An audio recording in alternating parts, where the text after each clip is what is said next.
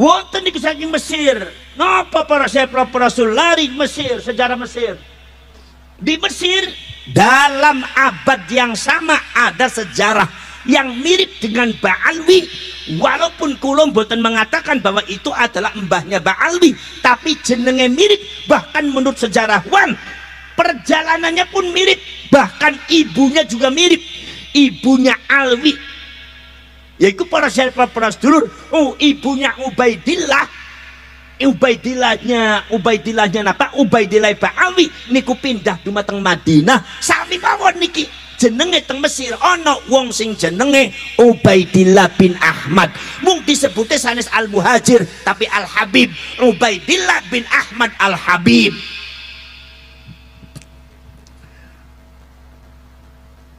Niki para sahabat Rasul, sebagian para ulama, para sejarawan menyamakan Ubaidillah bin Ahmad sing ana ning Mesir iku padha bare Ubaidillah bin Ahmad sing ana ning Hadramaut Yaman, sebab gadani ibu-ibune sami-sami pindah dumateng Madinah hijrah. Jadi ada kemiripan data-data sejarah. Lepripun ceritane Ubaidillah bin Ahmad ini para sahabat Rasul dumateng catatan orang Mesir iku para sahabat Rasul adalah seorang Yahudi asli Yahudi dari Yahudi Askenazi atau Yahudi Hazarian, mengaku dirinya cucunya Rasulullah, mengaku dirinya keturunannya Kanjeng Nabi, mengaku dirinya, mengklaim dirinya ada darahnya Kanjeng Nabi, padahal dia itu darahnya bukan darah Arab tapi darah Eropa. Iki Ubaidillah bin Ahmad Al-Habib niki nggoroi masyarakat Mesir kari Afrika 200 tahun, menguasai 200 tahun sampai bisa mendirikan empire kekuasaan sing disebut Banu Fatimiyah. Masyarakat Mesir, masyarakat Afrika digoroi kabeh, Pak. Para cerek para sedulur mawon. Akhirnya karena mereka menganggap bahwa mereka itu adalah putu Kanjeng Nabi, semua masyarakat Mesir dan Afrika amin sedoyo, menghormati sedoyo, salaman, dicucuk bolak-balik. Bahkan ada keturunannya Ubaidillah bin Ahmad dianggapnya kasaf jadi waliullah. Kalau melihat ke atas melihat arasnya Allah, ketika berdoa pasti dikabul ning Gusti Allah. Angger nurut mengkono bakal tuh oli swargane Gusti Allah, bisa mengatur Allah, bisa ngatur malaikat, bisa mlebuaken swarga, bisa mlebuaken neraka. Kue jarene wong Mesir bari wong Afrika kaya kue digoroi, diapusi maring anak putune Ubaidillah bin Ahmad Al-Habib habis-habisan. Akhirnya beberapa pos-pos yang ada di Afrika dan di Afrika dan di Mesir itu diambil alih oleh keluarganya Ubaidillah bin Ahmad Al-Habib. Akhirnya pos politik dikuasai, pos sosial dikuasai, pos agama dikuasai. Akhirnya masyarakat Mesir, masyarakat Afrika ngantos dengan sukarela memberikan negara dan bangsanya. Mesir dan Afrika diberikan kepada mereka, akhirnya menguasai mereka sampai 200 tahun, mengatasnamakan cucunya Rasulullah padahal dia adalah asli Yahudi. Berarti memang klaim mengaku dirinya cucunya Rasulullah itu sangat dahsyat sekali pengaruhnya.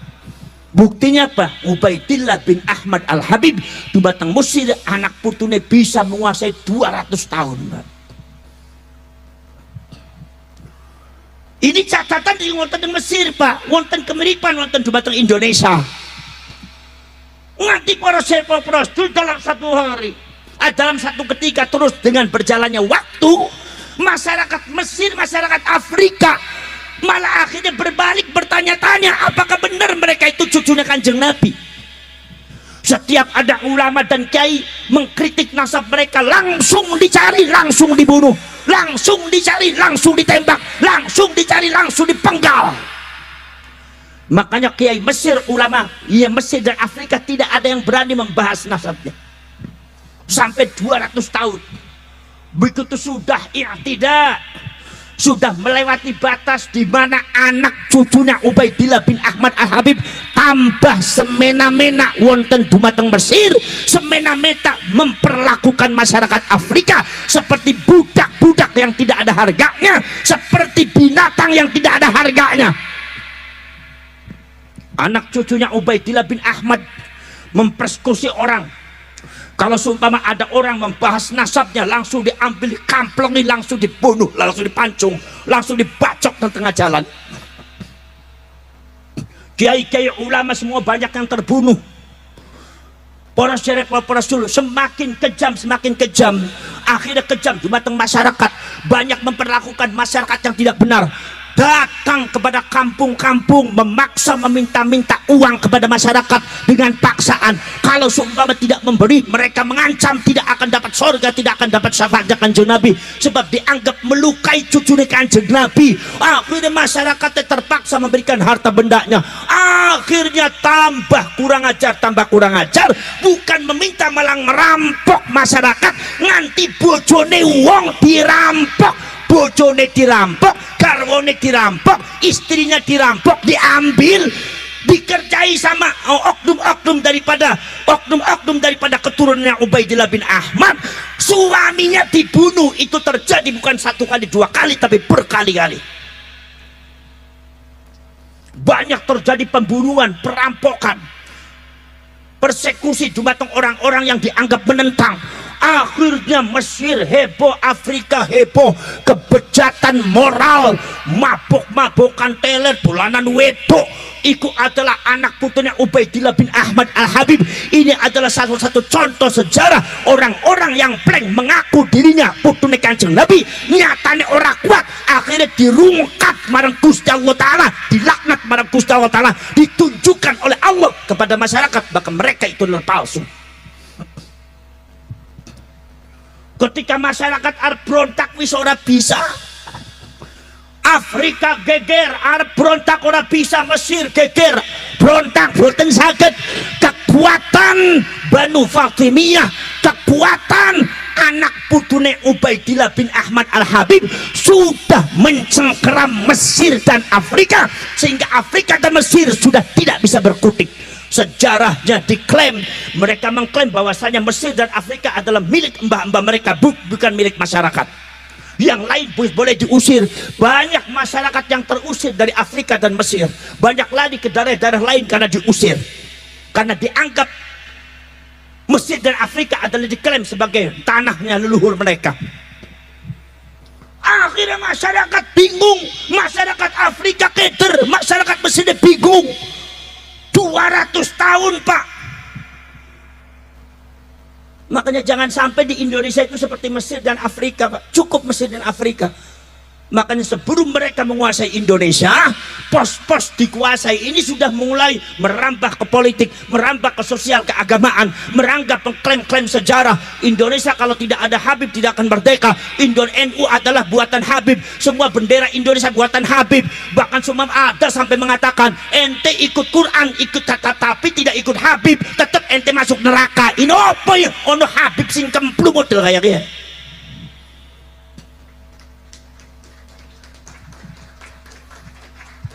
Kenapa badan? Iki para saya klaim-klaim itu seperti yang ada di Mesir itu sudah ada Pak. Sampai Mesir dan Afrika tidak berkutik. Maka dari itu para saya sekuat tenaga ki wong NU kudu berjuang sekuat tenaga menyelamatkan Indonesia, menyelamatkan bangsa, menyelamatkan sejarah leluhur, menyelamatkan masyarakat Indonesia dari cengkeraman orang-orang yang mengaku cucunya Rasulullah tapi punya kepentingan untuk merebut satu daerah khususnya Indonesia. Sebab ini sudah terjadi ono ning Yaman, sudah terjadi ono ning Palestina, sudah terjadi ono ning Mesir, balik Afrika. Indonesia jangan sampai terjadi seperti itu.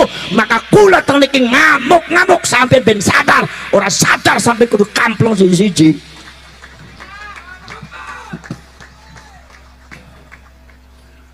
Wis model potongannya habaib, model kayak orang bener dibela bae marang sampean, ngomongin bela putuhe Kanjeng Nabi ndasmu. So ana muhibine sing wani-wani ngomong ning aku marek ning akeh gelut dari aku ning nyong ngene. Apa kebatilan dibela jare sapa nih kowe? Mati-mati syahid, sangit apa sangit sampeyan. Nggih napa mboten? Para cerek para sedulur mawon.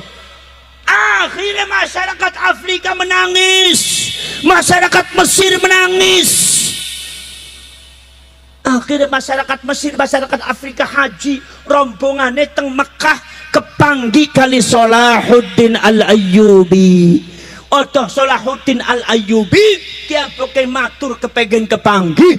Akhirnya beberapa orang dari Mesir dan Afrika kepanggi kali Salahuddin Al-Ayyubi. Begitu ketemu kali Salahuddin Al-Ayyubi, Salahuddin mendengarkan ceritanya orang Mesir dan Afrika sangat miris. Kiai dipateni, ulama dikamplengi, kiai ini dipateni, direndahkan, diinjak-injak, sejarahnya dicaplok, makam-makamnya dicaplok, nganti tanahnya dicaplok, sementara mereka melakukan kejahatan yang sangat luar biasa secara sistematis dan terorganisir, mengatasnamakan cucu kanjeng Nabi, menjual keagungan namanya Rasulullah SAW. Mereka tidak bisa berkutik, nangis. Orang Mesir dan orang Afrika nangis di depan Salahuddin Al-Ayyubi. Begitu nangis para Rasul, Salahuddin Al-Ayyubi langsung menanggapi itu. Langsung diadakan rapat besar-besaran begitu wangsul saking haji. Rapat besar-besaran para Rasul bagaimana menangani itu. Akhirnya diteliti, dibuat strategi. Akhirnya pada waktunya kemudian Salahuddin Al-Ayyubi meminta restu dan izin kepada Sultanul Aulia Al-Ghawthus Samadani wa Nur Sati'ul Burhani Syekh Abdul Qadir Al-Jilani. Syekh Abdul Qadir istikharah. Begitu istikharah mengatakan, jarene Kanjeng Nabi ngomong, kuwe wong sing aku putune nyong, dudu putune nyong, kuwe tidak ada kaitannya dengan saya. Itu mereka semua para penipu, kudu diberesi wahai Abdul Qadir. Syekh Abdul Qadir langsung dawuh dumateng Salahuddin Al-Ayyubi, disebutkan demi untuk membela Rasulullah, karena Kanjeng Nabi isyarat wonten dumateng Syekh Abdul Qadir. Kanjeng Nabinya orang luar biasa, Syekh Abdul Qadirnya orang luar biasa. Orang mungkin la yumkinu kidbuhu, orang mungkin goroh dia. Dipersiapkan pasukan, akhirnya pasukannya siap. Salahuddin Al-Ayyubi dengan kegagahannya sebagai asadul Islam, sebagai singa daripada Islam, singa daripada Ahlus Sunnah wal Jamaah, pasukannya langsung menggempur dua kekuatan. Satu adalah kekuatan Banu Salibis sing ono di Palestina, nomor dua adalah kekuatan orang Yahudi yang menjual nama Rasulullah, Banu Fatimiyah. Sedoyone hancur total, dimenangkan oleh Salahuddin Al-Ayyubi. Orang Mesir, orang Afrika mengadakan perayaan. Niki para sedulur Stefan, akhirnya para sedulur buku-bukunya dibakar. Kenapa buku-bukunya Ubaidillah bin Ahmad Al-Habib dibakar dari anak putune? Sebab buku-buku itu isi doktrin yang menyesatkan. Iki cerita ning Mesir, cerita ning apa, cerita kang ono ning Hadramaut, iki rada mirip ono cerita kang ono ning Indonesia.